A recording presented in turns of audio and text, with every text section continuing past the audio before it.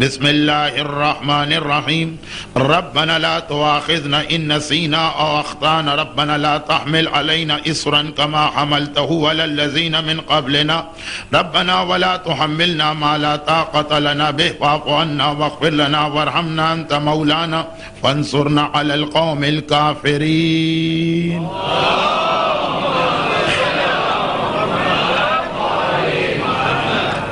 اے ہمارے پروردگار، ہمارا مواخذہ نہ کرنا، ہم سے کوئی سوال و جواب نہ کرنا، ہم سے حساب و کتاب نہ لینا۔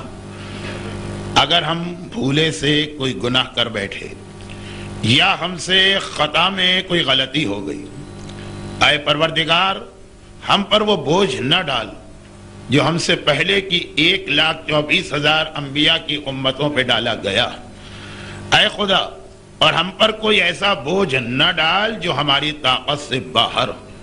اور یہ ساری رحمتیں نازل کرنے کے بعد بھی کہ بھول معاف، خطا معاف، آسان شریعت دے کر پرانے مشکل مسئلے معاف، اتنی آسانی کے بعد بھی پھر بھی اگر ہم سے کوئی گناہ ہو جائے، جب سہولتیں دی تو پھر گناہ کیوں؟ لیکن پھر بھی اگر کوئی گناہ ہو جائے تو واعف عنا واغفر لنا، ہمارے گناہ کو معاف بھی کرنا اور ہماری مغفرت بھی کرنا۔ ورحمنا، اور اپنی رحمت نازل کرنا، انت مولانا، تو ہی ہمارا آقا، تو ہی ہمارا مالک، تو ہی ہمارا سردار ہے، اور قوم کافرین کے خلاف ہماری مدد فرما۔ عرش الہی پہ اللہ کا رسول پہنچا، اور عرش میں نے عرض کیا کہ وہ منزل ہے کہ جو سدرۃ المنتہا کے بعد کے مراحل میں آتی ہے۔ اللہ کے رسول اپنے سفر معراج کی اصل منزل پہ پہنچے۔ اصل منزل نہ مسجد اقصی یعنی بیت المعمور تھی، اصل منزل نہ جنت تھی، اصل منزل نہ پہلے 7 آسمان تھے، اصل منزل نہ سدرۃ المنتہا تھی، اصل منزل نہ سدرۃ المنتہا کے بعد بڑے ہوئے وہ حجاب یا پردے تھے جو اللہ اکبر کی آواز سے دور ہوئے۔ اصل منزل وہ عرش الہی تھی کہ جہاں پہنچ کر اللہ اور حبیب کے درمیان اتنا فاصلہ رہ گیا کہ خود قرآن نے کہا فَكَانَ قَابَ قَوْسَيْنِ او ادنا، 2 کمان نہیں، اس سے بھی کم۔ اب یہ 2 کمان خود ایک بہت بڑا مسئلہ، اس لیے کہ پروردگار جسم و جسمانیت سے مبرہ اور منزہ، اور یہ فاصلہ ہمیشہ اس چیز کا ناپا جاتا ہے کہ جب 2 جسم ہوں، فاصلہ ہمیشہ 2 جسموں کے درمیان کا ناپا جاتا ہے۔ لیکن یہ علم کلام کا وہ مسئلہ جسے آج اس لیے نہیں چھیڑنا چاہتا۔ اس سفر معراج کی ہر تقریر کے شروع میں میں نے ذرا سا کوئی مشکل مسئلہ، کبھی کوئی تفسیری، کبھی کوئی کلامی، کبھی کوئی تاریخی مسئلہ چھیڑا کہ بات کی تقریر اگر آسان ہے تو چند لمحوں کے لیے مومنین کو متوجہ کرایا جائے ان مشکل مسائل پر۔ لیکن چونکہ آج کی تقریر اس کا آغاز ہی پے در پے 11-12 فقہی مسائل سے ہے، بلکہ جو لوگ فقہ سے زیادہ دلچسپی نہیں رکھتے ہیں شاید آج کی مجلس ان کو ذرا سی اکتا دینے والی محسوس ہو، اور شاید ان کو پہلے سے اس کا اندازہ بھی ہے، اسی لیے وہ آئے بھی نہیں ابھی۔ ربنا لا تواخذنا ان نسینا، عرش الہی پر پہنچنے کے بعد اب یہ بھی بیان کر دیا جائے کہ اللہ کے رسول نے یہ بھی ارشاد فرمایا کہ سفر معراج کے درمیان ہر وہ اہم جگہ جہاں ایک طرح سے نئی دنیا میں انٹری ہو رہی تھی، وہاں پہ میں نے ایک کلمہ یا ایک جملہ لکھا ہوا پایا، اور اس کے لیے 3 جگہ بتائیں، اور تینوں جگہوں پہ ایک ہی جملہ کہا۔ جب میں پہلے آسمان میں جا رہا تھا، سفر معراج کے ابتدائی مراحل تو دنیا کے تھے، اگرچہ ظاہری اعتبار سے مسلمانوں کے لیے وہ بھی نئی جگہیں تھی، لیکن تھا تو یہی دنیا کا مسئلہ۔ آسمان اول یا پہلا آسمان وہ ہے جہاں سے اللہ کے رسول ایک نئی دنیا میں پہنچے۔ نمبر 2، بیری کا درخت جہاں پہ تمام ملائکہ حتیٰ جبرائیل کی بھی حد ہو گئی، وہاں سے آگے جبرائیل بھی نہیں بڑھتے ہیں۔ ایسی نئی دنیا جہاں کوئی نہیں گیا.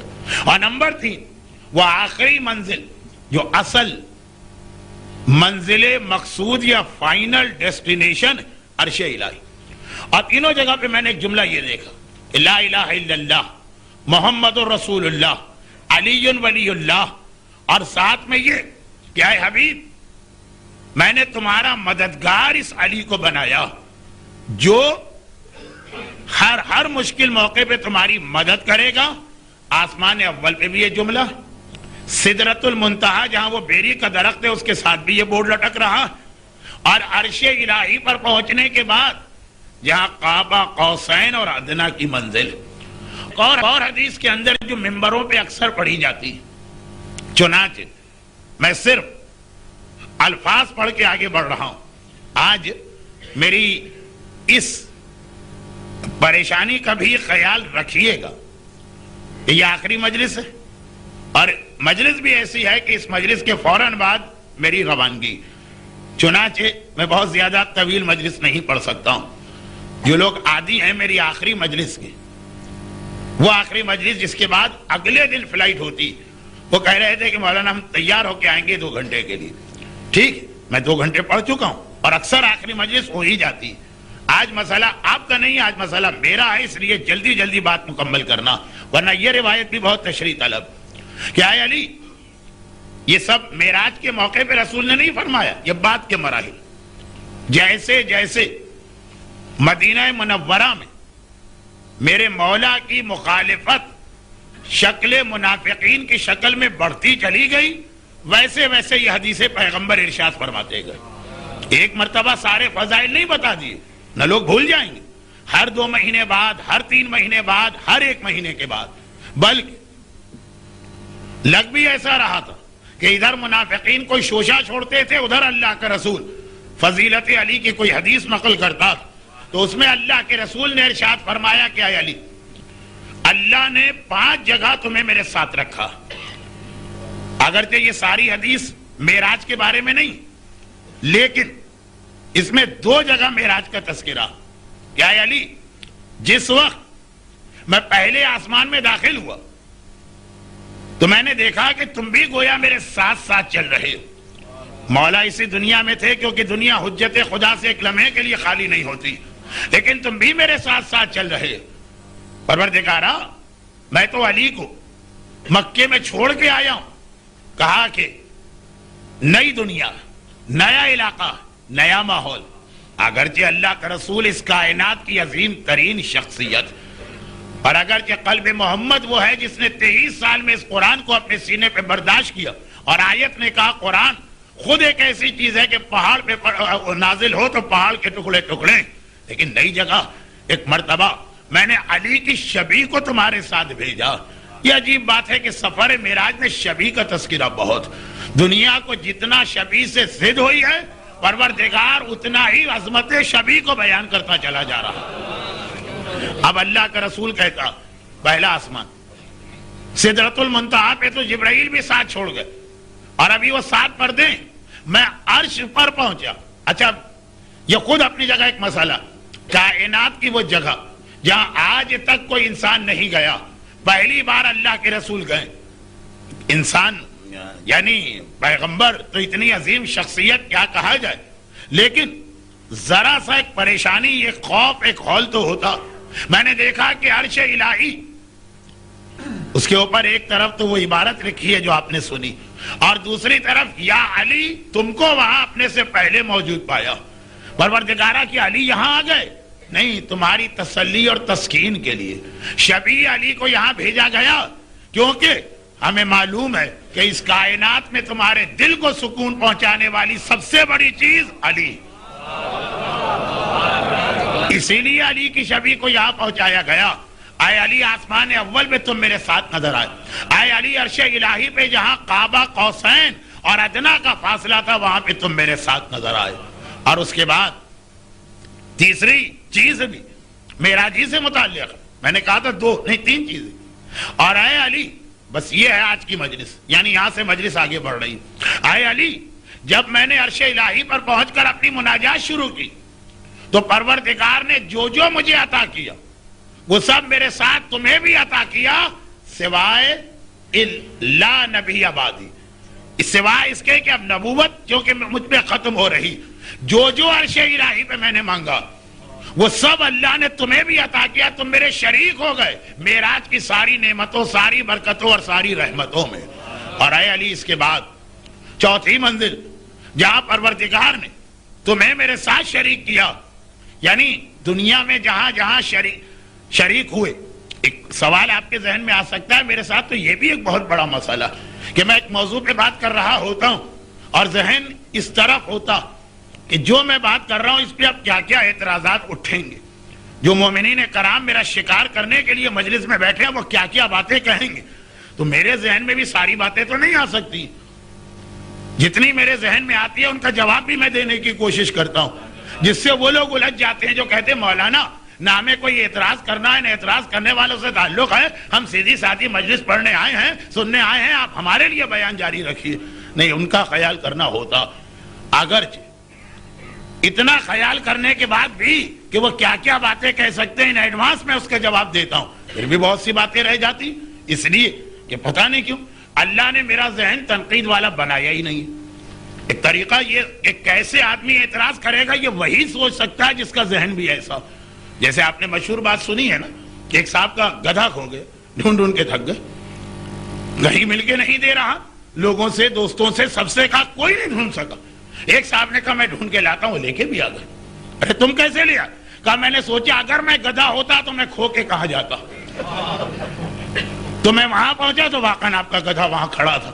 تو کبھی ایسا ہوتا ہے کہ آدمی کو واقعاً یہ ویسا بننا پڑتا ہے، نہیں میں نہیں بن پاتا ہوں، نہ میری عادت نہ میرا مزاج، تو پھر بھی کچھ باتیں رہ جاتی ہیں لیکن جو ذہن میں آ رہی۔ سوال یہ ہوگا واہ مولانا آپ نے تو مولا کے فضائل کو صرف 5 چیزوں میں محدود کر دیا۔ ارے خانہ کعبہ میں ولادت کے بعد پہلے مرحلے سے لے کے پیغمبر کے غسل و کفن میں شریک ہونے والا علی 5 جگہ رسول کا ساتھ دیا، باقی اور کہیں پہ نہیں۔ یہ آپ فضائل علی نہیں بتا رہے، یہ آپ تقصیر کا مظاہرہ کر کے مقصر بن کے تنقید سے شان علی کر رہے ہیں۔ ایک سوال آ سکتا تو سفر معراج کیا؟ سفر معراج کیا؟ ان سین دنیا کو دیکھنا، جہاں عام انسانوں کی نگاہیں نہیں جا رہی۔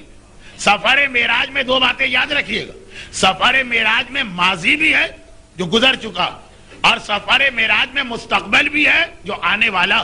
سفر معراج میں زمانہ حال ہے ہی نہیں، جو اس وقت کا دور تھا اس کی کوئی چیز آپ نے سفر معراج میں اب تک نہیں سنی کہ جب اللہ کے رسول آسمانوں پہ جا رہے تو کہا گیا اس وقت دنیا میں یہ ہو رہا ہے، نہیں، یا پہلے کے مناظر دکھائے گئے اور یا پھر بعد کے مناظر دکھائے گئے قیامت تک کے۔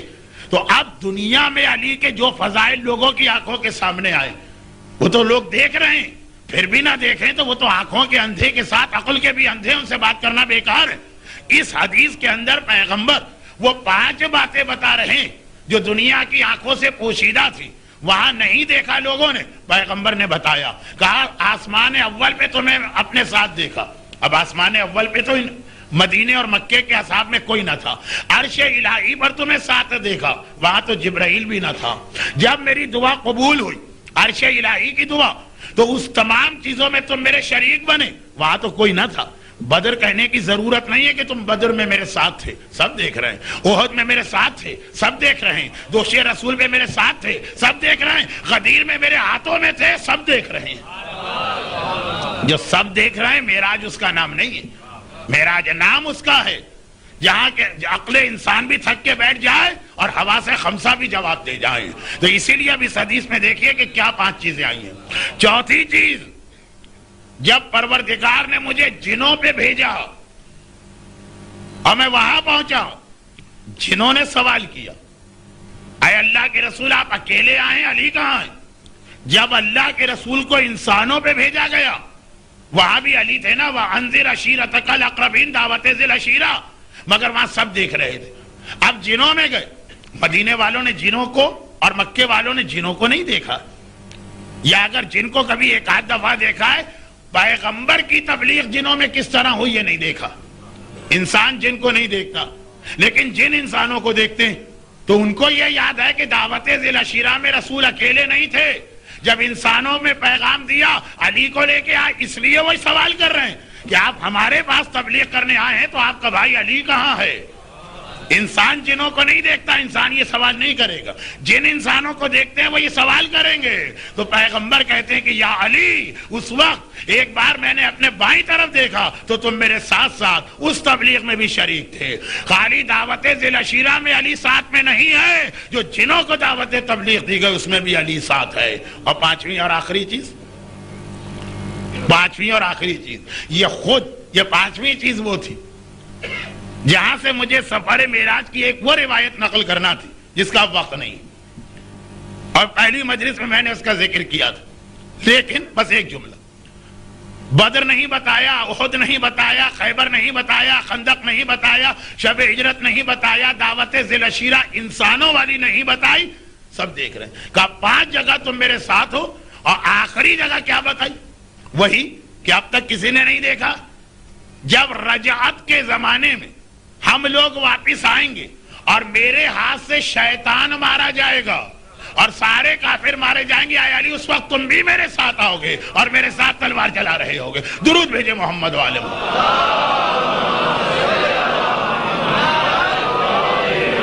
اب پیغمبر نے معراج میں کیا دیکھا یہ دنیا والے نہیں دیکھ پائیں گے, اس کا ذکر کیا. اور رجعت میں کس طرح سے آئیں گے اس وقت والے دیکھیں گے. لیکن جب پیغمبر مدینے اور مکے میں فضائل علی بتا رہے ہیں اس وقت تو رجعت کسی نے نہیں دیکھی تھی. تو سفر معراج کی یہ خصوصیت کہ اس میں ماضی کے بھی واقعات بتائے گئے اور مستقبل کے بھی واقعات بتائے گئے. اس حدیث کی بھی خصوصیت بنی جس میں رسول نے کہا یا علی 5 جگہ تم میرے ساتھ شریک. ماضی کے بھی واقعات بتائے اور مستقبل یعنی ظہور امام, رجعت ظہور امام, اور اس کے حالات بھی بتائے. البتہ اس وقت کے حوالے سے علی کا ذکر اس حدیث میں اس لیے نہیں ہے کہ ہر آدمی اپنی آنکھوں سے دیکھ رہا ہے. آیا اور آچے بیان جو بالکل کھلی ہوئی چیز ہے اس کو بیان کرنے کی ضرورت ہی نہیں ہے. اب اللہ کا رسول اس حدیث کی تیسری چیز, درمیان والی چیز, اس کا تذکرہ کر رہا. اور یہاں پر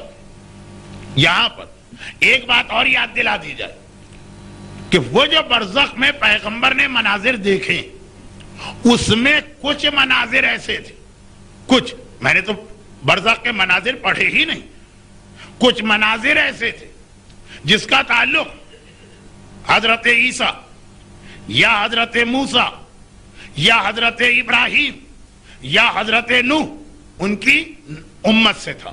کچھ ان کے گناہگاروں کو بھی مبتلا عذاب دیکھا. چنانچہ پیغمبر دعا کر رہے ہیں اور دعا میں یہ جملہ آ رہا ہے کہ نہیں آ رہا؟ ربنا ولا تحمل علینا اصرا کما حملته علی الذین من قبلنا. خداوندہ جو پہلے کی امتوں پہ بوجھ ڈالا گیا وہ میری امت پہ نہ ڈال. یہ منظر بھی اللہ کا رسول دیکھ کے آ رہا. دعا ایک ایک لفظ تشریح طلب, ایک ایک لفظ کے اندر معراج کی کچھ وضاحتیں, لیکن بات پھر مکمل ہو ہی نہیں پائے گی. اور آج عشرے کی آخری مجلس ہے, اس لیے میں اس دعا کا اختتام بتاتا ہوں. ادھر پیغمبر نے دعا کی واعف عنا واغفر لنا وارحمنا انت مولانا. ادھر پیغمبر نے دعا کی, ادھر پروردگار نے اس دعا کو قبول کیا. اے حبیب تیری دعا کے صدقے میں تیری امت کو 25 ایسے تحفے دے رہا ہوں جو اس سے پہلے نہیں دیے گئے. اور وہ سب باتیں جو اس دعا میں ہیں وہ 25 چیزیں وہی ہیں جو اس دعا رسول میں. یہ دعا کیا؟ پر خدا کون ہے؟ رب العالمین. رسول کون ہے؟ رحمت للعالمین. رحمت للعالمین رب العالمین کی بارگاہ میں جا رہا ہے اور یہ تحفہ رحمت لے کے آتا ہے. حبیب سن, تیری اس دعا کے نتیجے میں نے تیری امت کو یہ آسانیاں دی. اور ایک جملہ میں نے بالکل شروع میں کہا جب یہ مجمع نہیں تھا تو ماشاءاللہ لوگ آ گئے کہ بالکل شروع میں کہا تھا کہ جو 25 سہولتیں اللہ کے رسول کو ملی, اب ان کے بعد تو خدا یہ کہہ سکتا, اب کہہ سکتا ہے خدا, یہ حق رکھتا ہے خدا کہ اتنی سہولتیں دے دی, اب میں کسی کی غلطی برداشت نہیں کروں گا, اب میں کسی گناہ کو برداشت نہیں کروں گا. پہلے کی امتوں کو یہ سہولتیں میں نے نہیں دی تھی، پھر بھی ان کی غلطیاں برداشت نہیں کی تھی. کسی کو بندر بنایا، کسی کے اوپر آگ آئی، کسی پہ طوفان آیا، کسی کے لیے زمین دھسی. ان کو کوئی نرمی نہیں دی تھی، پھر بھی ان کا گناہ میں نے برداشت نہ کیا. تمہیں تو اتنی آسان اور اتنی نرم شریعت دے دی، تو اب تو مجھے یہ کہنے کا حق ہے کہ اب میں کسی کا گناہ برداشت نہیں کروں گا، اب سزا ملے گی. لیکن نہیں، رحمت للعالمین ساری سہولتیں مان کے پھر آخر میں کیا کہہ رہا ہے؟ ورحمنا. یہ ساری سہولتوں کے بعد بھی ہے خدا ہم پہ رحمت نازل کرنا. تو اب 25 تحفوں میں آپ دیکھیے گا یہ ٹکڑا بھی ہے شریعت کو آسان ترین بنانے کے بعد. بھئی اسکول ٹیچر نے بچوں کو کام دیا کل ہوم ورک کر کے آنا. بچوں نے شور مچایا بہت زیادہ ہم نہیں کر سکتے، آدھا کر دیں. اس نے آدھا کر دیا. بچوں نے کہا اچھا آپ اور کم کر دیں. اس نے چوتھائی کر دیا. بچوں نے کہا ٹھیک. اب کہا دیکھو اب اتنا کم کر دیا، اب اگر نہیں کر کے آئے تو اب تو تمہیں پنشمنٹ ملنی چاہیے. لیکن کب ملے گی؟ اگر ہم کسی اور کا کلمہ پڑھتے. رحمت للعالمین کا کلمہ پڑھنے کے طفیل ہمیں پہلی ہی سہولت یہ ملی کہ ساری سہولتیں دے کر بھی کہا کہ اس کے بعد بھی تم پہ رحمت نازل ہوگی، اس طرح سے جیسے اس حدیث میں آیا. اب وہ لوگ جن کا رجحان یا شوق مسائل شریعت یا فقہ کی جانب نہیں، ان سے میں 5 7 10 منٹ کی معذرت کر لوں. اب حدیث شروع ہو رہی. کہا کیا ہے حبیب؟ پہلے زمانے کی امت اس کے لیے یہ حکم تھا کہ اگر ان کا کپڑا نجس ہو جائے تو پاک نہیں ہو سکتا تھا، پاک ہی نہیں ہو سکتا تھا. ایک ہی طریقہ تھا کہ اتنا کپڑا کاٹ کے پھینک دو. اب یہاں سے بات شروع ہو رہی. یہ رحمت للعالمین کو شب معراج سدرۃ المنتہا کے بعد قاب قوسین اور ادنا کی منزل پہ یہ مسائل مل رہے ہیں. ان کی اہمیت ہے. لوگ کہتے ہیں نا دیکھیں مولویوں کا نجاست طہارت میں اب تک الجھے ہیں، دنیا چاند و مریخ پہ پہنچ گئی ہے. یہ شب معراج چاند مریخ کیا ہے؟ وہ سدرۃ المنتہا اور عرش الہی کے سامنے ان کی کیا حیثیت ہے؟ 7ویں آسمان کے آگے اللہ کا رسول گیا اور یہ تحفے لے کے آیا. دیکھیے یہی جملہ جو ابھی میں نے کہا چاند مریخ کیا ہے، سفر معراج ہمیں کائنات کا ایک حقیر تصور پیش کرتا. ارے پہنچ جائیں ساری دنیا ان چیزوں پر، تم یہاں گئے ہو، یہ دیکھو ہمارا رسول کہاں پہ گیا ہے. اس عظمت پہ پہنچنے کے بعد بھی یہ چیزیں مل رہی. یہ جملہ خود ایک تقریر بن جاتا، ایک مجلس بن جاتا، اور انشاءاللہ کبھی اور بنے گا. پہلے بات تو پوری ہو. کہا ما قبل کی امت کپڑا نجس ہو گیا، پاک نہیں ہو سکتا، کاٹ کے پھینکنا پڑے گا اتنا حصہ. اگر آج بھی یہ مسئلہ آ جائے، جب کپڑا ٹیکسٹائل انڈسٹری کتنی سہولت ہے. پہلے زمانے میں مشکل ترین کاموں میں سے ایک تھا کپڑے کا انتظام کرنا. تبھی پرانی کتابوں میں لکھا ہے بیوی کو 2 جوڑے سردی کے دو، 2 جوڑے گرمی کے دو. یہاں 24 گھنٹے میں اس کو 4 جوڑے چاہیے. پرانے آج بھی شریعت کا مسئلہ کہ اگر کوئی ہمارے ہاتھوں سے قتل ہو جائے اور وارث دیت پہ راضی ہو جائے تو دیت کے اندر 200 جوڑے بھی شامل. اہمیت تھی کپڑوں کی. اس وقت جب مشکل سے کپڑا ملتا تھا تب بھی تھا کاٹ کے پھینک دو کپڑے کو. اور آج نمبر 2. اب دیکھیے ذرا بات آگے بڑھ رہی. پہلے زمانے میں صرف اور صرف یہ موسیٰ ہو کہ عیسیٰ، ابراہیم ہو کہ نوح علیہم السلام، یہ تمام قابل احترام انبیاء، لا نفرق بین احد، ہم کسی کی نہ توہین کر سکتے ہیں نہ فرق کر سکتے ہیں، لیکن سردار پھر سردار ہوتا. یہ ہمارے نبی کی عظمتیں ہیں. کہا ان لوگوں کو وضو اور غسل کے لیے ہر صورت میں پانی استعمال کرنا تھا، بیمار ہو، تکلیف ہو، اذیت ہو، جو بھی ہو. جبکہ اس زمانے کی تو میڈیکل سائنس بھی اتنی ترقی نہیں کیے ہوئے تھے. کہا یہ شب معراج کا تحفہ. دوسرا کہا کہ اب تمہارے لیے مٹی یعنی تیمم بھی جائز. یہ وہ تقریر ہے کہ اگر میں اپنے اس مجمع میں کرتا جو مزاج رکھتا ہے مسائل کا، یا وقت زیادہ ہوتا تو ایک مسئلے کی تشریح میں 2 منٹ لگاتا. نمبر 3، پہلے زمانے میں نماز کی اجازت صرف اور صرف مسجد میں تھی. اللہ کا رسول کہہ رہا ہے شب معراج مجھے یہ تحفہ ملا. آپ سفر کر رہے ہیں, آپ گھر سے باہر ہیں, آپ مسجد سے باہر ہیں, وقت نماز آیا, جہاں بھی آپ کا دل چاہا آپ رکے, آپ نے گاڑی روکی, آپ پیدل چل رہے ہیں, پارک میں رکے, گراؤنڈ میں رکے, میدان میں رکے, دوست کے گھر ہیں, رشتہ دار کے گھر ہیں, سفر میں گئے ہیں, وہیں آپ نے وضو کیا, نیت کی, قبلہ رخ, نماز پڑھی, نماز ہو گئی. پہلے ایسا نہیں تھا.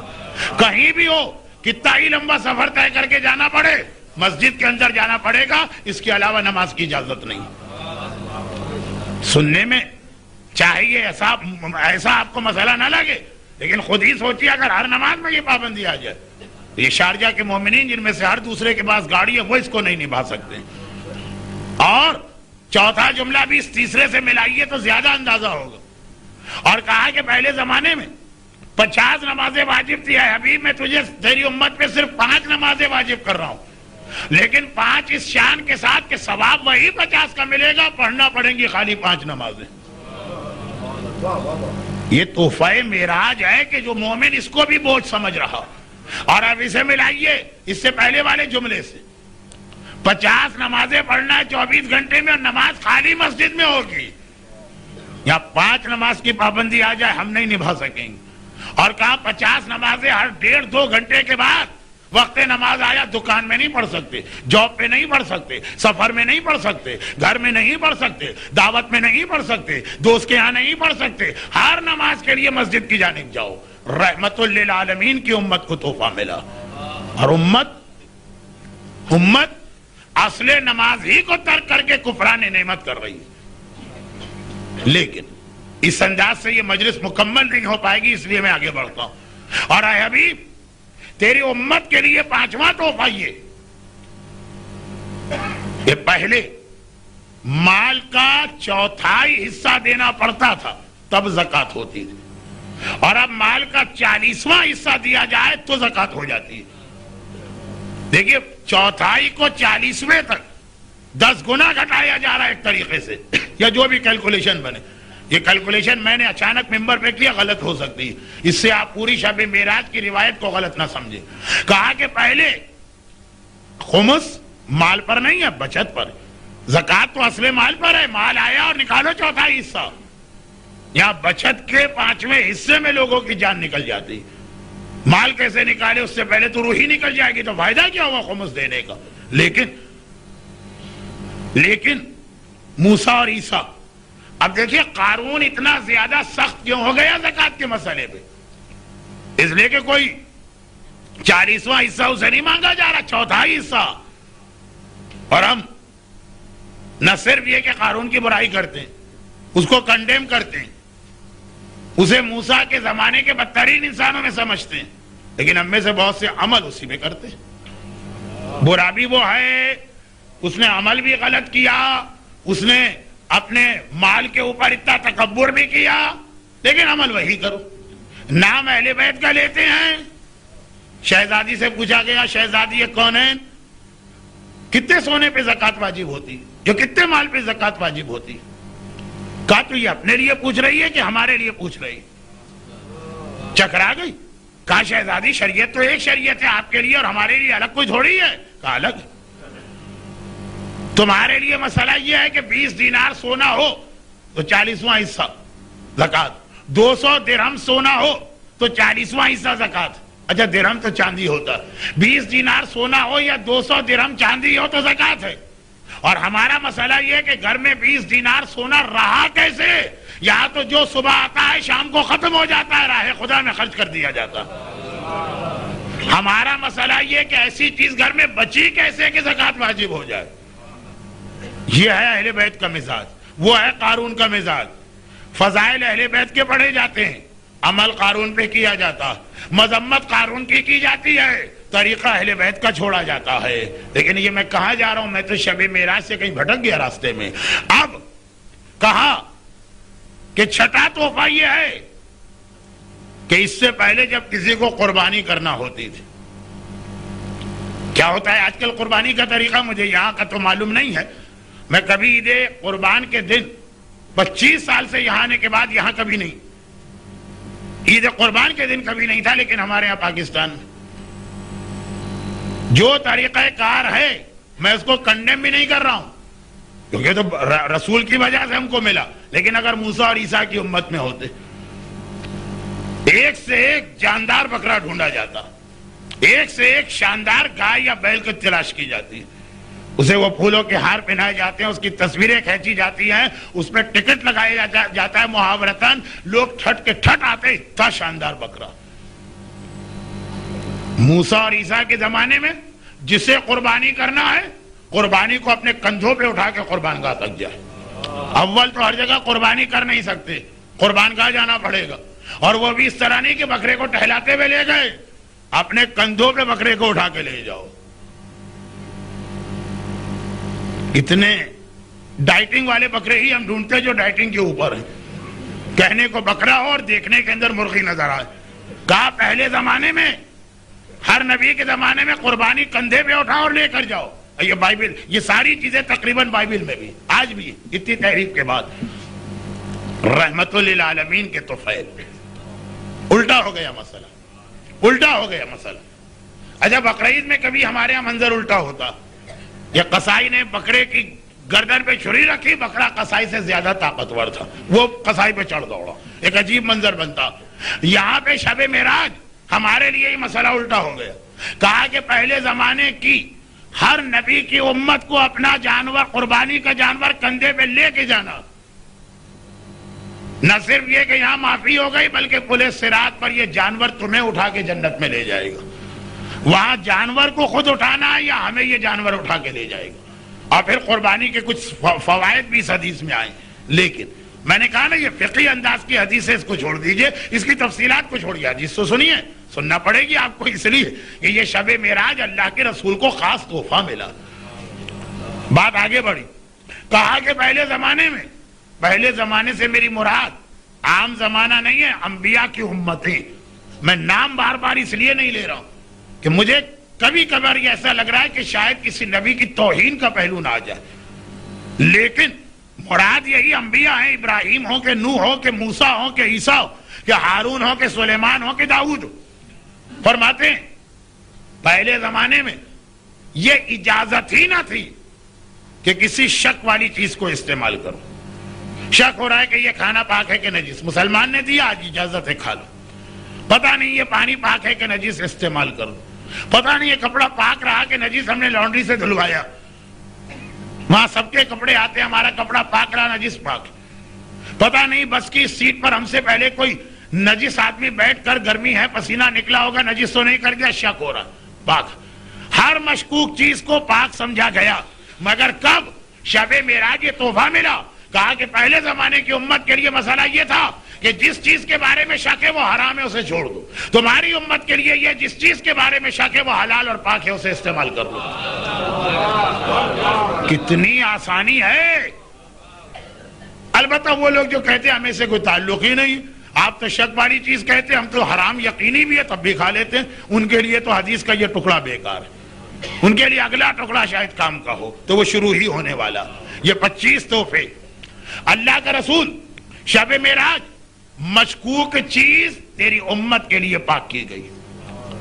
بھول، ما قبل کی امت میں بھول معاف نہیں تھی، یہ تو دعا تھی نا، لا تؤاخذ ان نسینا، یہ اب وہ شروع ہو گئے وہ جملے۔ بھول کے عالم میں اگر کوئی کام کر لیا تو معاف، یہ شب معراج کا تحفہ ہے، پہلے معاف نہیں تھا۔ مثلا روزہ آپ کا ہے، بھولے سے آپ نے کچھ کھا لیا، موسیٰ کے امتی ہوتے یہ روزہ بھی پورا کرنا ہے، بعد میں اس کے قضا بھی کرنا۔ حالت نماز میں بھولے سے آپ بول اٹھے، یہ نماز بھی پوری کرنا ہے، دوسری نماز بھی پڑھنا، اور جتنے بھی بھول کے مسئلے، بھول کے عالم میں آپ نے قرآن غلط پڑھ دیا، بھول کے عالم میں دعائے کمیل کے الفاظ کچھ سے کچھ نکل گئے، اب بہت ساری مثالیں، یعنی تو ایسا دلچسپ فقہی مسئلہ ہے کہ 100 مثالیں تو میں ابھی بغیر سوچے سمجھے دے سکتا ہوں۔ لوگ کہتے ہیں آپ کا پورا اشرا ہی لگتا ہے کہ بغیر سوچے سمجھے پڑھا جا رہا ہے، ان لوگوں کی بات تو چھوڑے۔ لیکن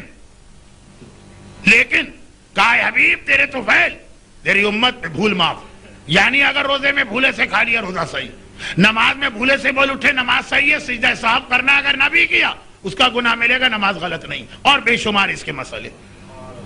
بھول کے عالم میں بیوی سے کہا تمہیں طلاق ہے، وہ طلاق ہی نہیں، بھولے سے قسم کھا لی، قسم ہی نہیں، بھولے سے منت مالی منت ہی نہیں. اب کتنے مسئلے, ہر مسئلہ جو ہے وہ پھر ایک مثال بن جائے گا تو بات لمبی ہوگی.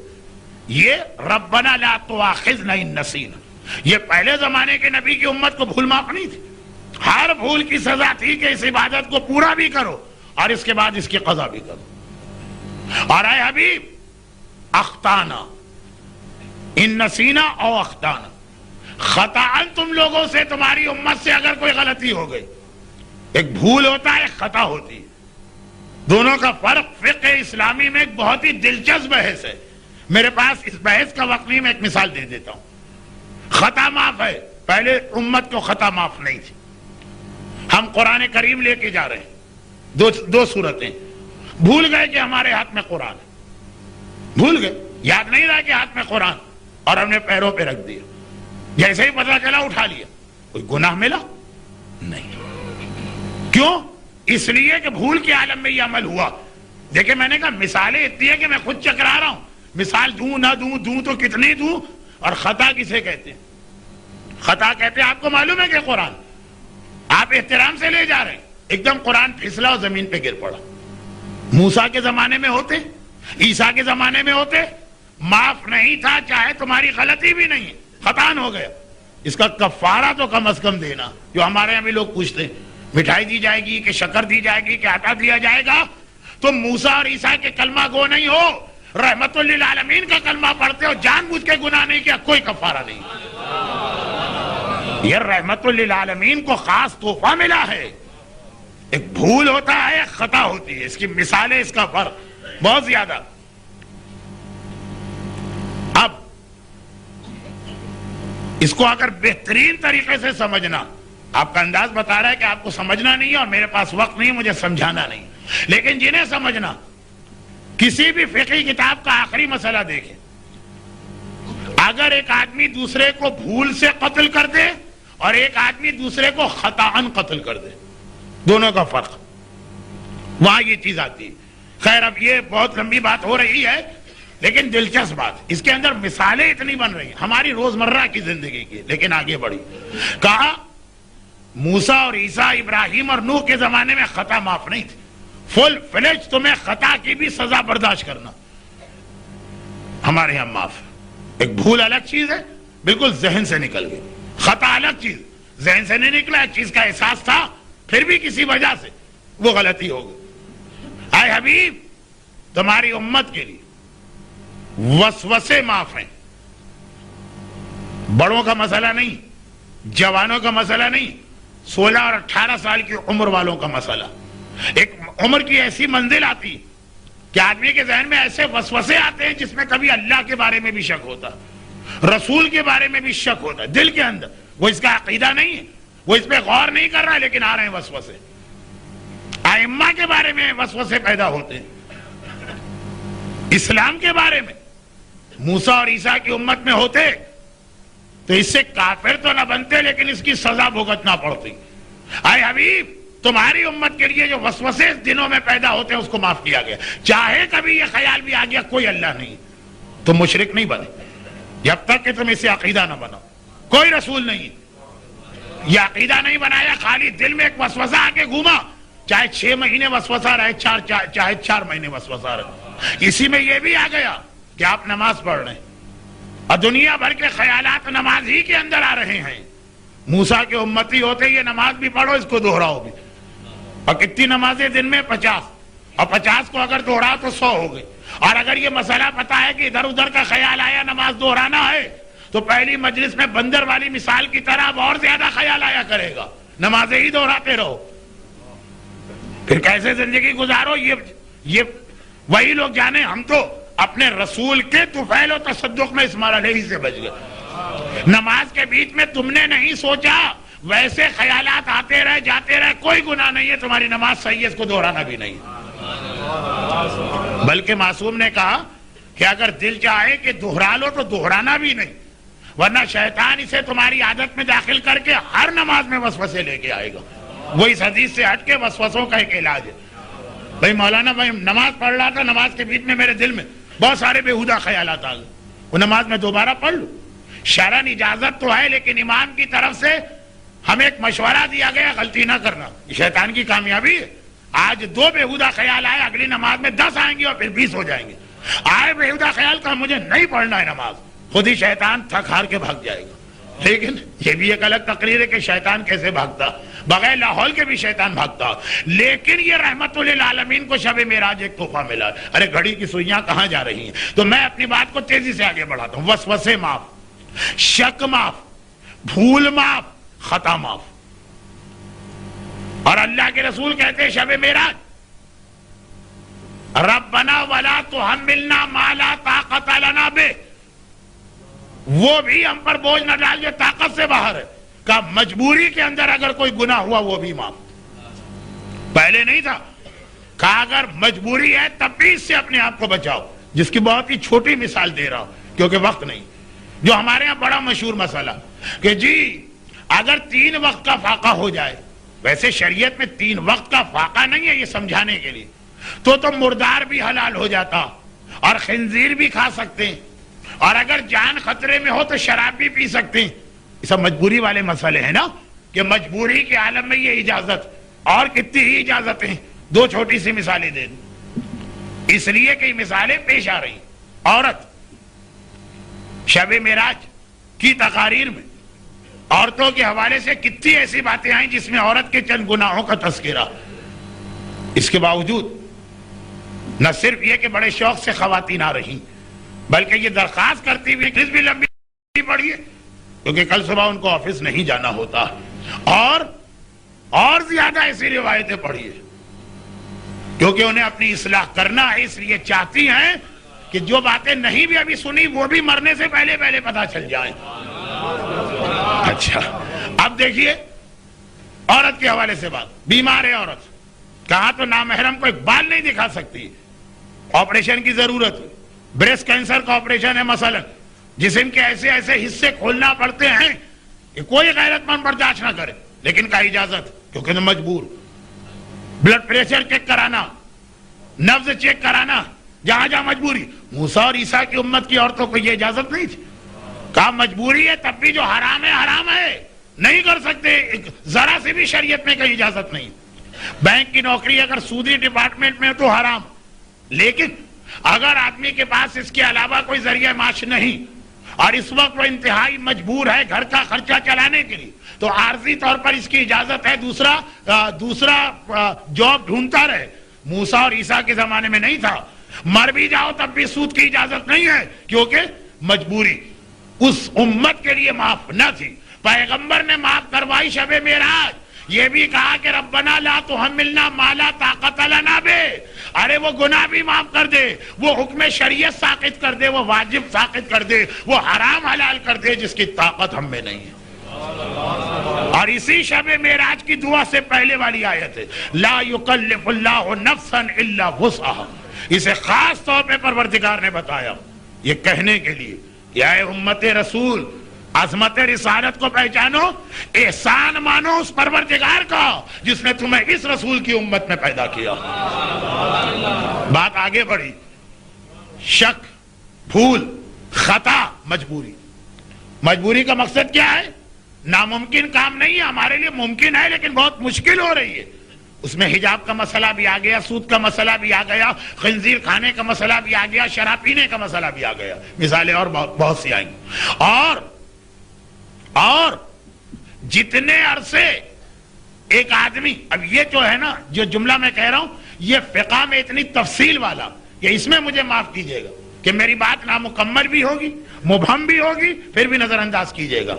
اور جس عرصے میں عقل نہ ہوگی اس زمانے کے گناہ بھی معاف ہے۔ یہ کیا چیز ہے؟ اس کے اندر جو بہت ہی واضح مثال ہے کہ اگر آدمی نیند کے عالم میں ہے، سو رہا ہے، اور اس نے اس نیند کے عالم میں کسی کو قتل کر دیا، موسیٰ اور عیسیٰ کے زمانے میں ہوتا تمہیں قتل کیا جائے گا بدلے میں، ارے ہم سو رہے تھے ہمیں کیا پتا، کہا نہیں، چاہے اس کی وجہ سے تمہیں آخرت کا عذاب نہ ملے لیکن دنیا کی سزا آئے گی۔ امت رسول میں داخل ہوئے عقل، یہ پیغمبر کو ایک خاص تحفہ ملا کہ جتنے عرصے عقل نہیں، اس کے اندر غشی بھی آتی ہے، بے ہوشی بھی آتی ہے، نیند بھی آتی ہے، نابالغ ہونے کا زمانہ بھی آتا.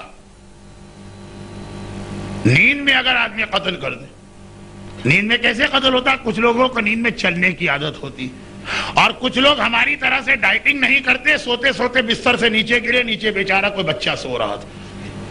بلکہ آج سے 10 سال پہلے جو میرا وزن تھا اس میں تو کوئی بڑا بھی سو رہا، وہ تو چلا گیا. ایک صاحب نے کہا نا کہ بھائی کل تو بڑی خیریت رہی، میں عمارت میں 10ویں منزل پہ بالکونی میں کھڑا تھا، ایک دم دھکا لگا، میں نیچے گر گیا لیکن بچ گیا. دوسرے نے کہا تم تو بچ گئے، 4 آدمی تمہارے نیچے آ کے مر گئے. تو اب یہ جو ہے نا نیند، یہ والی مثال تو خیر مجبوری کی تھی، یہ بھی معاف ہے. معاف کا مطلب کیا ہے؟ کوئی دیا ویا تو دینا ہے، قتل نہیں ہونا. اب یہ بہت اس کی مثال ہے اور بڑا انٹرسٹنگ مسئلہ ہے، لیکن وقت، اس لیے کسی اور موقع کے لیے یا فقہی کتابوں میں تفصیل دیکھی. ذرا سا انداز گفتگو بدلے. یہ 13 چیزیں میں نے بتائی ہیں جو شریعت کے مختلف مسائل، پیغمبر کی دعا کی پہلی 4 چیزوں کا نتیجہ. ربنا لا تؤاخذنا ان نسینا، بھول، او اخطانا، خطا. ربنا لا تحمل علینا اسرا کما حملته علی الذین من قبلنا. ابراہیم اور موسیٰ اور عیسیٰ کی امت والے احکامات معاف. ربنا لا تحملنا ما لا طاقت لنا بہ. یہ 4 چیزیں دعائے رسول، اس میں یہ 13 باتیں شب معراج میں لی. 25 میں سے 13. آگے چلیے. پیغمبر یہ بھی تو کہہ رہے ہیں کہ یہ سہولتیں ملنے کے بعد بھی فاعف عنا واغفر لنا، اے خدا ہمیں معاف فرما اور مغفرت فرما. دونوں کا فرق ذرا دیکھیے گا اور پھر یہ حدیث کا باقی ماندہ جملہ سنیے گا. معاف کرنا ایک چیز ہے، مغفرت. اچھا کبھی آپ نے غور کیا غفارہ کے معنی کیا؟ آپ تو ماشاءاللہ عرب دنیا میں رہتے ہیں، عربی میں اس کے معنی کیا ہیں؟ غفارہ کے معنی ہے کسی چیز پہ پردہ ڈالنا. مغفرت کہتے ہیں کہ آدمی کی عیب، خرابی، گناہ، اس کو چھپانا، اس پہ پردہ ڈالنا. اور واعف عنا، معاف کرنا. معاف کرنا ایک مرحلہ ہے، اس کو چھپانا الگ مرحلہ ہے. تفصیل اس لیے نہیں بتا رہا ہوں کہ یہ آج کا موضوع نہیں، اب سنیے باقی 5 تحفے. 18 ہوں گے اور آخری تحفے پیغمبر کی دعا کے اگلے جملے کا رزلٹ ہے ورحمنا. یہ واعف عنا واغفر لنا، معاف بھی فرما، پردہ بھی ڈال لے.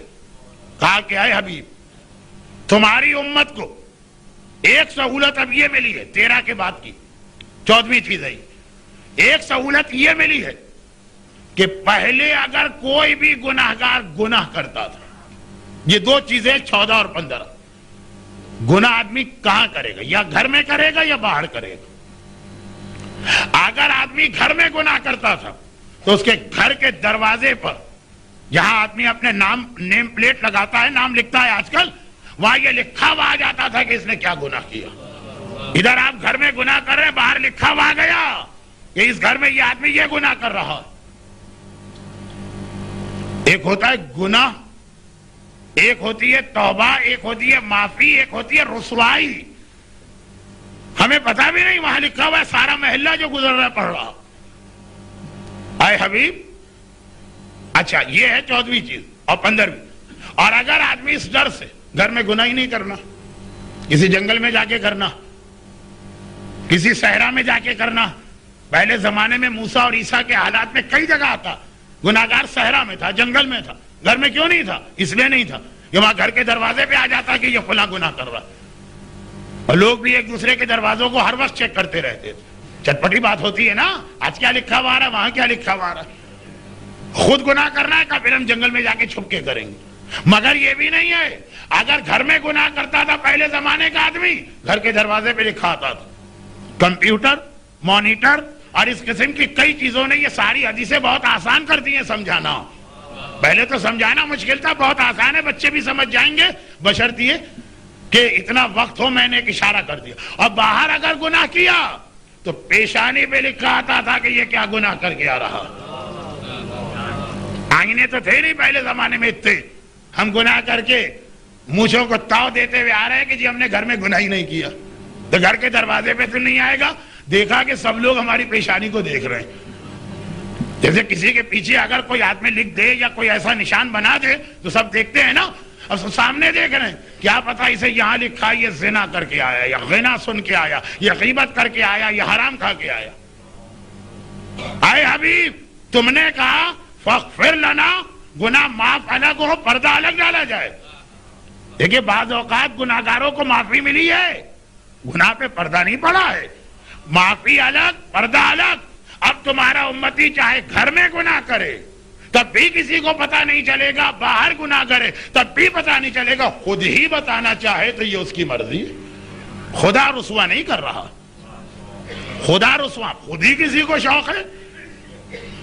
بھائی کل بڑا مزہ آیا، ہم گئے تھے میک ڈونلڈ کا، ہم نے فلاں برگر کھا لیا. اب تم خود ہی کہہ رہے ہو تو تمہارا اب اللہ کیا کرے اس میں؟ نعوذ باللہ، یا تو اللہ بھی مجبور ہو گیا، اس نے تو بہت کوشش کی تمہارا گناہ چھپانے کی. خیر، اس کی ایک بہترین مثال، یہ تو ذرا ہلکی مثال تھی، اس کی ایک بہترین مثال.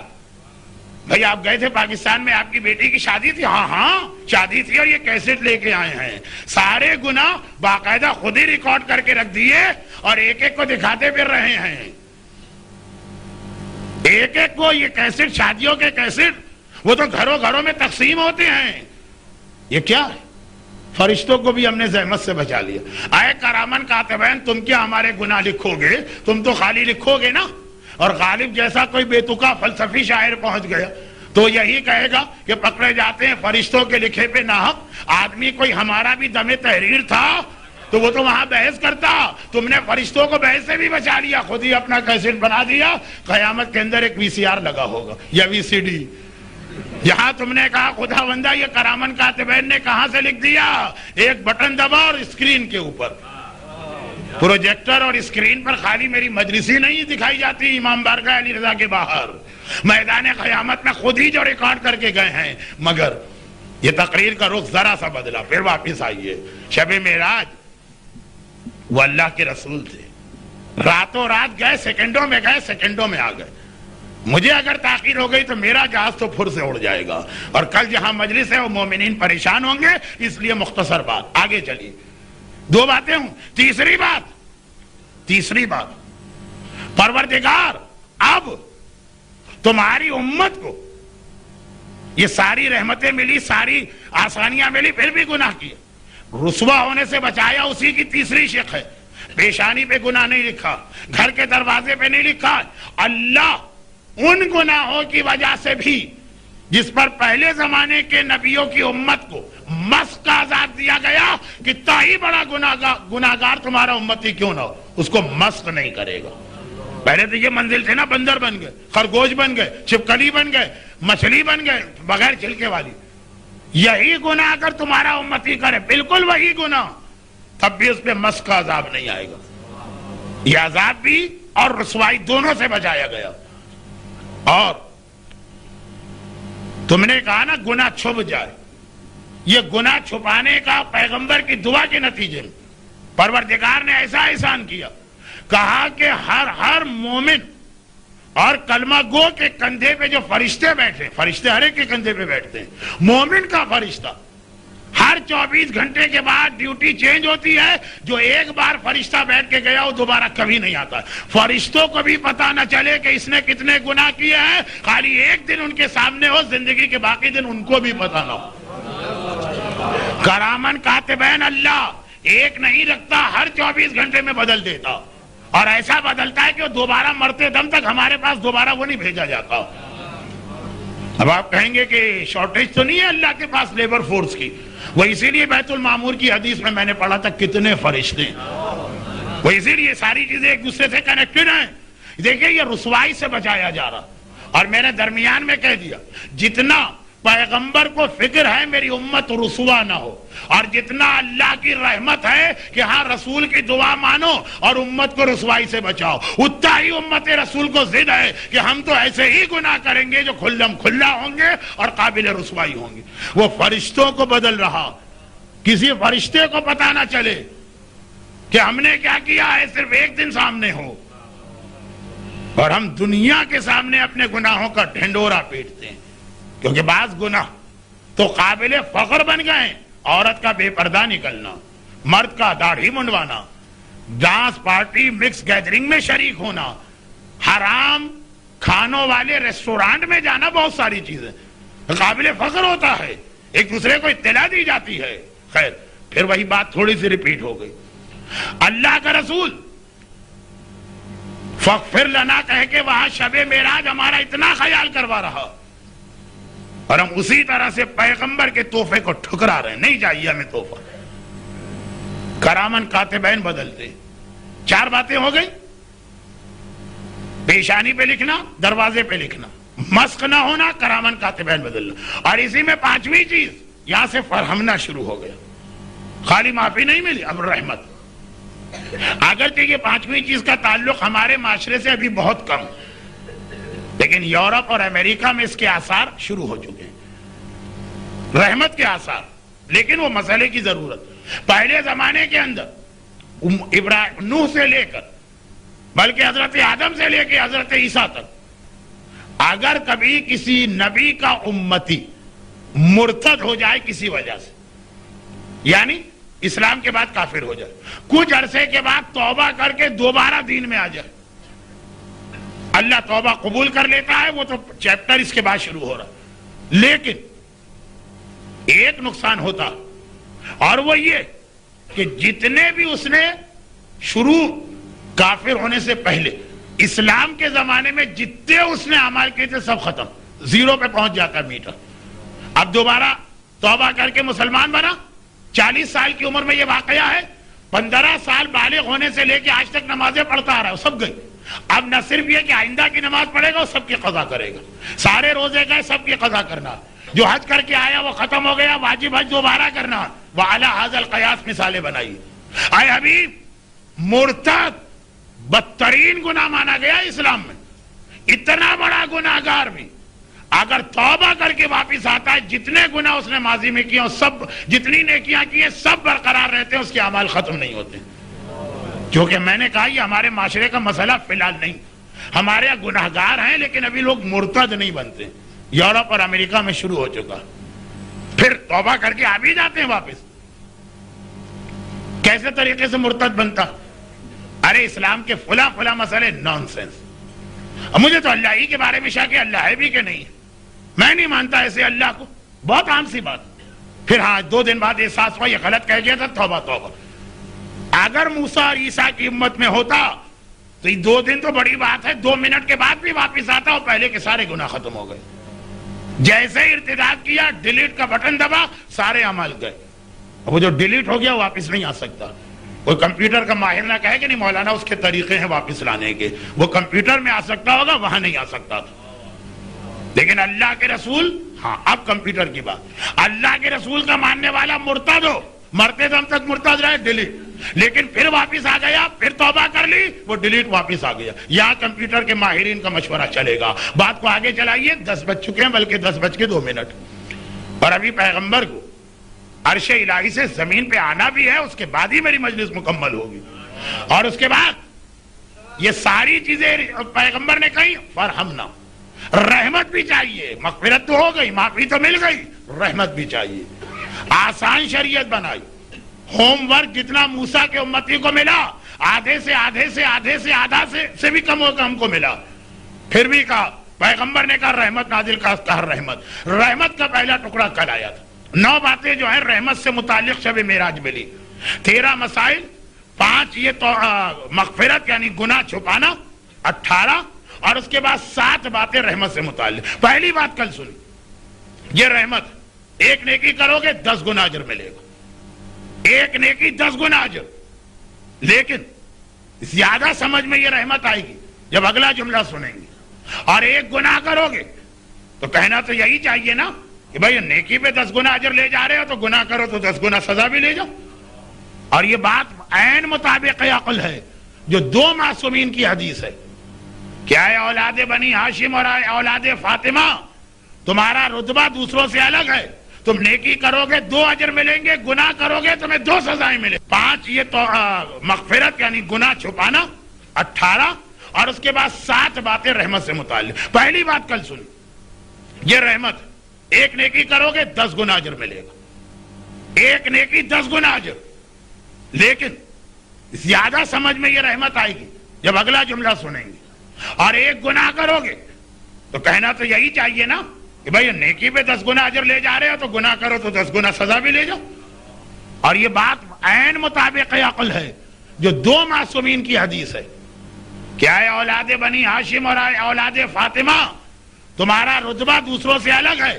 تم نیکی کرو گے 2 اجر ملیں گے, گناہ کرو گے تمہیں 2 سزائیں ملیں گی, کیونکہ مطابق عقل بات ہے.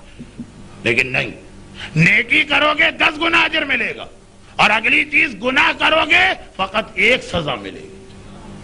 موسیٰ اور عیسیٰ کے زمانے میں ایسا نہیں تھا, وہاں الٹا تھا.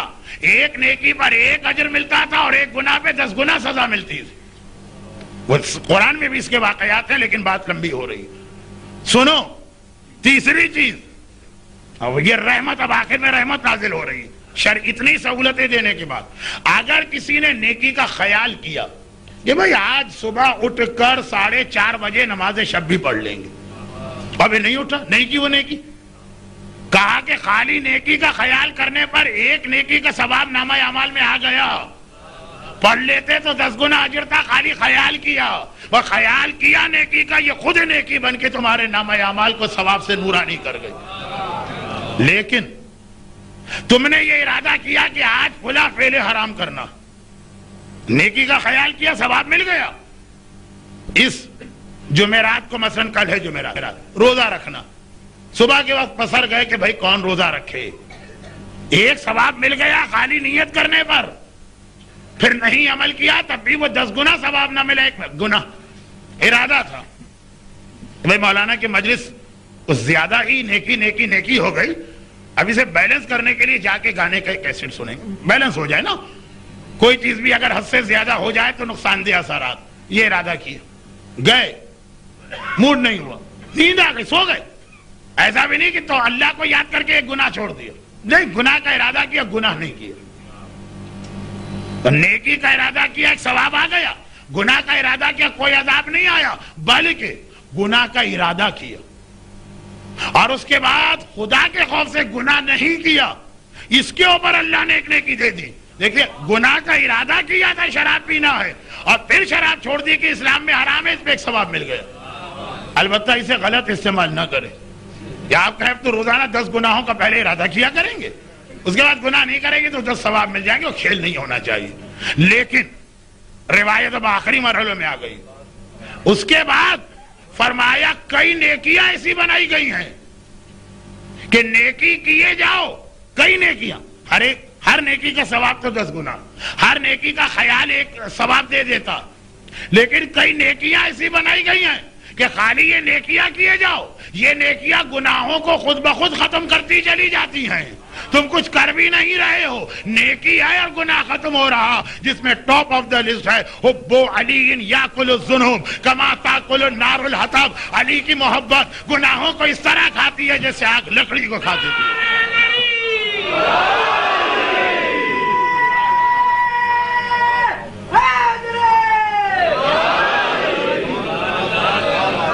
اور پھر آخری اور 25واں تحفہ, 24واں اور 25واں تحفہ. 24واں تحفہ, ما قبل کی امت کا گناہگار کتنے ہی گناہ کیے, 1 کیا کہ 1000 کیے, اصول 1 تھا, توبہ فوراً قبول نہیں ہوگی. 100 سال کے بعد, جب عمریں بہت زیادہ تھی, یا 70 سال بعد 1 گناہ, فجر کی نماز قضا ہو گئی. 100 سال تک مسلسل توبہ کرو تب جا کے توبہ قبول. مگر تم رحمت للعالمین کی امتی بھی ہو, اور ایسے رسول کے کہ جس نے عرش الہی پر پہنچ کر اپنے لیے کچھ نہ مانگا, اپنی اولاد کے لیے کچھ نہ مانگا, اپنے امتی کے لیے سب کچھ مانگا. چنانچہ اللہ نے کہا کہ اب گناہگار جس لمحے توبہ کرے گا اسی لمحے اس کی توبہ قبول ہے. پہلے 100 سال انتظار ہوتا تھا. اور آخری چیز, بعد میں گنیے کا 25 ہو گئی ہیں, آخری چیز 100 سال بعد بھی اگر توبہ قبول ہوتی تھی تو ایک شرط پر, تم نے ایک گناہ کیا ہے نا, توبہ اللہ قبول کر رہا ہے, لیکن شرط یہ ہے کہ کوئی ایک نعمت تمہیں اپنے آپ پہ حرام کرنا ہوگی. یہ بتانا پڑے گا فلاں چیز اب میں نے اپنے آپ پہ حرام کر لی. وہ سب کے لیے حرام نہیں ہے, وہ خاص تمہارے لیے حرام, کیونکہ تم نے گناہ کیا. 1 گناہ کے بدلے میں, اب لوگ اس وقت احتیاط کرتے تھے, ہم تو اتنا تھوک کے بھاؤ گناہ کیا کرتے ہیں ہول سیل ریٹ کے اوپر, کہ اگر ہمارا یہ مسئلہ ہو جائے تو 1 دن میں ہی ہم اپنی ساری چیزیں حرام کرا کے بیٹھ جائیں. غیر محتاط لوگوں کے پاس اگر پیسے آ گئے مہینے بھر کا خرچہ وہ ایک دن میں ختم کر دیتے. لیکن ہم اتنا کرتے بھی اس لیے کہ پروردگار رسول کی دعا کے نتیجے میں ذرا سا ہمارا حوصلہ بڑھایا. اے حبیب توبہ فوراً قبول ہے تمہارے امتی کی, اور جب یہ توبہ قبول ہے تو اس کے لیے کوئی اسے نعمت اپنے آپ پہ حرام نہیں کرنا ہے, بلکہ جو کہ اس نے توبہ کی ہے میں اس کی نعمتوں میں اضافہ کر دوں گا. گناہگار بندہ میرے پاس آئے گا تو خدا خوش ہوگا, میں اس کی نعمت بڑھا دوں گا. 25 تحفہ معراج لیے رسول نے, اور بس اب بات کو مختصر کرنا اور بڑی تیزی کے ساتھ واپس چلے. روایت یہ ہے کہ واپسی میں اب جنت کا رخ کر ذرا تفصیلی دورہ کیا, کچھ اور واقعات, اور پھر جہنم کا جس طرح سے ایک حکمران اپنے علاقے کا دورہ کرتا ہے اس طرح سے دورہ کیا, اور پھر وہاں سے واپس سیدھا براہ راست مکے اور مدینے کے راستے میں براق اترا. میں نے کہا تھا نا کہ شروع میں براق اس طرح چلا جیسے جہاز چلتا ہے, اور آخر میں جس طرح راکٹ اڑتا ہے. واپسی کے اندر براق سیدھا اترا جیسے راکٹ کو اترنا چاہیے, لیکن مکے میں نہیں, مکے اور مدینے کے درمیان, اور اس کے بعد وہاں سے پھر مکہ پہنچا. اور اللہ کے رسول نے اگلی صبح تمام مسلمانوں کو بتایا کہ کل رات کیا ہوا. یہ خبر اسی وقت کفار مکہ کو مل گئی, کیونکہ صحن کعبہ میں بیٹھ کے رسول بتا رہے. وہ آئے ہنستے اور مسکراتے اور مذاق اڑاتے ہوئے, اچھا کل راتوں رات تم آسمانوں پہ گئے تھے؟ اچھا چونکہ مکے والوں کے تجارتی قافلے اکثر شام جاتے تھے, تم بیت المقدس بھی گئے تھے؟ ابو جہل نے کہا آسمانوں کے بارے میں تو ہم کچھ پوچھ ہی نہیں سکتے ان سے, کیونکہ آسمان پہ تو ہم نے کبھی دیکھا ہی نہیں, تو کیا پوچھے. جو بھی یہ کہہ دیں گے ہم کیسے کہیں بیت المقدس میں نے دیکھا, میں تجارتی قافلوں میں گیا. اے محمد اتنا بتاؤ وہاں کتنے ستون ہیں, وہاں کتنی محرابیں, وہاں کتنے یہ بلب یا قندیلیں لٹک رہی, ایک ایک تفصیل پوچھ رہا. اور اللہ کا رسول جب بتا رہا تو جتنا بھی مجمع کافروں کا جو تجارتی قافلوں میں 40 100 دفعہ گئے, بول بھی کچھ نہیں رہے, تردید بھی نہیں کر سکتے. اور پیغمبر نے کہا سنو ایک بات, تمہارا ایک تجارتی قافلہ اس وقت شام سے آ رہا ہے مکے کے قریب, وہ راستے میں رک گیا. ابو جہل نے گھبرا کے کہا ہاں ایک قافلہ تھا جسے کل پہنچنا چاہیے تھا, ہم پریشان ہیں, وہ کہاں چلا گیا؟ کہا سنو وہ رکا ہوا تھا بیچ میں, کیونکہ قافلے کا ایک اونٹ کھو گیا تھا, اور اس میں سامان تجارت لگا, اس کی تلاش ہو رہی تھی, وہ پریشان تھے. اور سنو تمہارے قافلے میں ایک جگہ, دیکھیں یہ ثبوت دینے کے لیے رسول نے کہا, پانی کا ایک برتن بھرا تھا, میں نے تھوڑا پانی اس میں سے پیا اور باقی پانی کو الٹا دیا. بچے ایسی ایکٹیویٹیز کرتے ہیں نا, جوان ایسا کرتے ہیں نا, پانی پھینک دیا, ٹنکی خالی کر دی, پیپسی اٹھا کے بھاگ گئے, چاکلیٹ کھا لی. لیکن یہاں اس وقت ان کو ثابت کرنا, پانی کو الٹا کر دیا. اور وہ قافلہ جب میرا براق چلا تھا تو اونٹ مل گیا تھا اور وہ روانہ ہوا, آگے آگے سرخ اونٹ کو انہوں نے رکھا. اور ادھر یہ لوگ ابھی پیغمبر سے بات کر رہے ہیں, ابو جہل, ابو لہب, ولید, عتبہ کے غلام بھاگے آئے, آقا ہمارا قافلہ آ گئے, آقا وہ تجارتی قافلہ آ گیا, کہا جلدی سے بلا کے لاؤ. جو اس کے نگران ہیں, نگران آئے, کہاں تھے؟ کہا ایک اونٹ کھو گیا تھا, اور جب اونٹ ڈھونڈ کے ہم آئے تو ایک مسئلہ اور ہو گیا, ہمارے پانی کا ایک برتن تھا, اس کو پانی کوئی زمین پہ پھینک کے چلا گیا. ابو جہل و ابو لہب نے کہا اے محمد ہم تو تمہاری بات پھر بھی نہ مانیں گے. سفر معراج کا اختتام اس بات پر ہوا کہ ابو جہل کہتا ہے سب کچھ یقین کرنے کے بعد بھی تمہاری بات نہ مانیں گے. اور مولا نے جب پیغمبر سے یہ سنا کہ آسمانوں پہ گئے تھے اور علی سے بات شروع کرنا چاہتے رسول, میرا مولا مسکرا کے کہتا ہے اللہ کے رسول آپ بتائیں گے یا میں بتاؤں کہ آپ کہاں کہاں کس طرح ہو کے آئے؟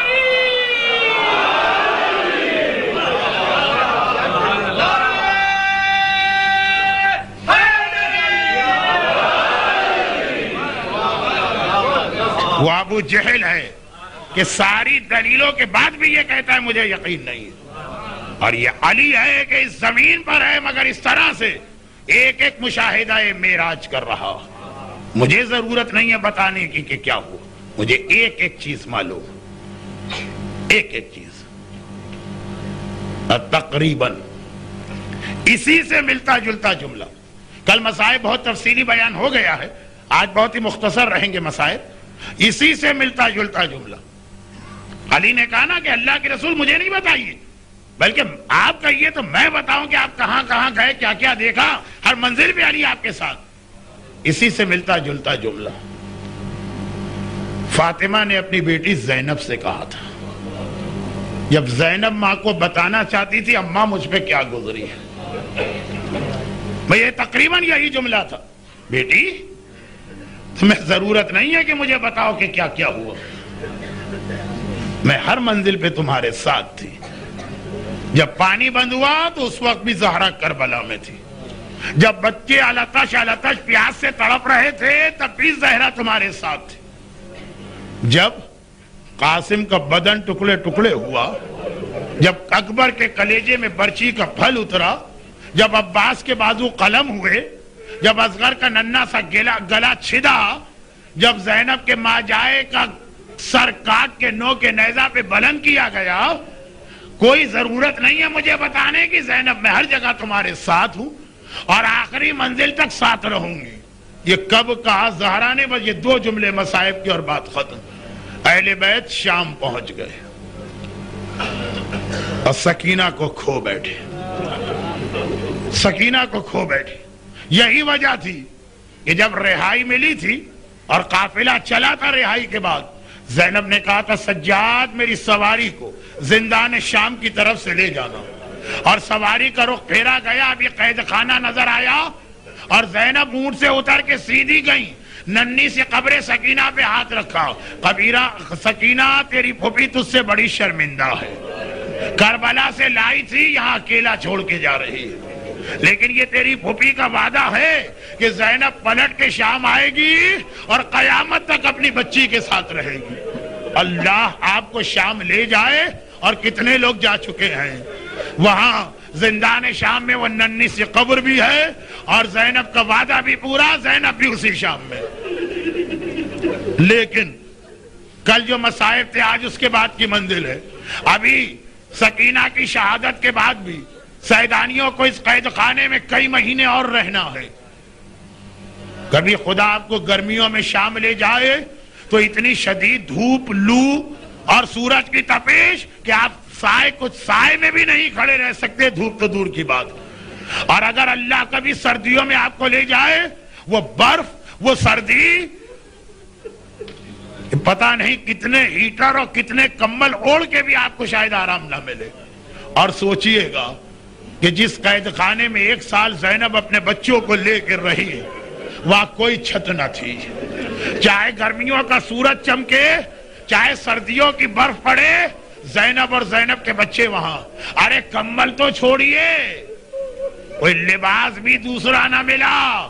یہی وجہ ہے کہ کربلا میں جس کرتے کو پہن کے سکینہ آئی وہ جل بھی چکا ہے، اس میں سکینہ کے بدن کا خون بھی لگا ہے، مگر وہی سکینہ کا کفن بنا ہے. ایک دن قید خانے کا دروغہ یا نگران دوڑا آیا، فرزند رسول، میں پہلے آپ کو نہیں جانتا تھا، جب سے آپ کی معرفت ہوئی ہے جتنے میرے اختیار ہیں اتنی میں نے آپ کو سہولت تو دی ہے. مولا ایسا تو نہ کرے نا کہ میرے گھر والے، میرے بچے، میں خود سب مارے جائیں. مولا سجاد گھبرا گئے. تو پہلا آدمی ہے جسے ہم سے ایسی شکایت ہوئی. یہ جملہ کیوں کہا؟ کہا مولا دیکھیے آپ میں سے کوئی بی بی روزانہ قید خانے سے نکل کے باہر آ کے بیٹھتی ہیں رات کے وقت اور ساری رات ماتم کرتی ہیں. اگر یزید کو پتا چل گیا کہ میں نے اتنی چھوٹ دی ہے میں مارا جاؤں گا. میرے مولا نے کہا ایک بات بتا، ہر شام کو تو اپنے ہاتھ سے قید خانے کا دروازہ بند کر کے جاتا ہے، صبح کو اپنے ہاتھ سے آ کے قفل کھولتا ہے نا، بند نظر آتا ہے، تو ہم میں سے کوئی کیسے باہر نکلے گا؟ اب وہ چکرا گیا. کہا مولا فرزند رسول یہ تو آپ صحیح کہہ رہے ہیں. مولا سجاد نے کہا تو تجھے یہ دھوکہ کیسے ہوا کہ ہم میں سے کوئی گیا؟ کہا کہ یہ اس لیے کہ لباس بھی ویسا ہی ہے اور بین بھی وہی ہے. کبھی کہتی ہے ہائے میرا حسین، کبھی کہتی ہے ہائے میرا اکبر، کبھی کہتی ہے ہائے میرا اصغر. فریاد بھی وہی ہے، نوحہ بھی وہی ہے. میرے مولا نے کہا اچھا آج رات کو جب وہ بی بی نظر آئے تو مجھے بلا لینا. واپس قید خانے کے اندر آئے. زینب عصر عاشور سے سجاد کی محافظ بنی ہے. گھبرا کے کہا اتنی دیر قید خانے کے دروغہ نے کیا بات کی ہے؟ بیٹا خیریت تو ہے؟ کہا پھوپھی اماں وہ یہ شکایت کر رہا ہے، سجاد علم غیب رکھتا ہے. زینب گھبرا کے کہتی ہے سجاد اگر یہ بلانے آئے تو مجھے بھی لے کے چلنا، میں دیکھوں تو صحیح وہ بی بی کون ہیں، میں جا کے ان کا شکریہ تو ادا کروں. آدھی رات کا وقت ہے. قید خانے کا نگران دوڑا دوڑا آیا، فرزند رسول ذرا چل کے دیکھیے. اور ایک بار سجاد نے کہا پھوپھی اماں آئیے میرے ساتھ چلیں. قید خانے سے باہر آئے، دیکھا کہ باہر کی سڑک پہ ایک سیاہ پوش معظمہ بیٹھی ہیں. ہائے میرا گھرانہ، ہائے میرا لٹا ہوا خاندان، ارے میرا اصغر بیٹا. ایک بار سجاد ایک فاصلے پہ رک گئے دروغہ کو لے کر. زینب آگے بڑھی، قریب جا کے کہا بی بی پہلے تو علی کی بیٹی اور حسین کی بہن آپ کا شکریہ ادا کرتی ہے، میرے لوٹے گھر کا کسی نے ماتم نہ کیا، آپ ماتم کر رہی ہیں. اور پھر ایک سوال کرتی ہے بی بی آپ ہیں کون؟ اپنا تعارف تو کرائیے. ارے بس ایک مرتبہ. معظمہ نے چہرے سے نقاب ہٹائی.